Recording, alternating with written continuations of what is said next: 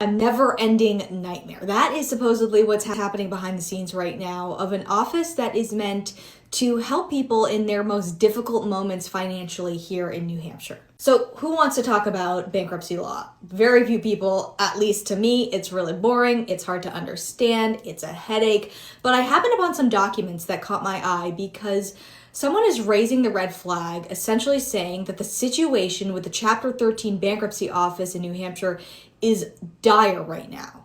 So the long and the short of this is that there used to be one person who was overseeing just New Hampshire Chapter 13 bankruptcy. Well, last year, the U.S. Department of Justice made it so there was one person who was overseeing Maine and New Hampshire. So they consolidated the office. This debtor is claiming that there's a backlog of hundreds of cases of bankruptcy in New Hampshire that essentially haven't been touched since this new attorney took over. He says that nothing is getting done and he's trying to get this attorney removed, and he calls him a nice man who is doing his best, but whose, and I'm quoting here, incompetence and mismanagement are ultimately creating a disastrous situation for people filing for Chapter 13 bankruptcy. So a little bit of background. Chapter 13 bankruptcy is essentially a system in place that gives regular people like you and me a plan to be able to repay all of their debts to creditors over a period of 3 to 5 years. So these are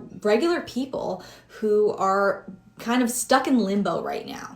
So the attorney who is currently in charge is responding to some of these accusations, and he admits that the learning curve has been much bigger than initially anticipated, but he says that he's working diligently to address all the problems, and the federal government seems to agree. They said in a filing that this is not cause for his removal. This is a complicated story, but it's actually pretty interesting, and if you're filing for bankruptcy in New Hampshire or you have a family member who's doing that, this may give you some answers as to why nothing is happening right now. We have way more details up on our website right now, WMUR.com. I did a full write-up. You can find it there.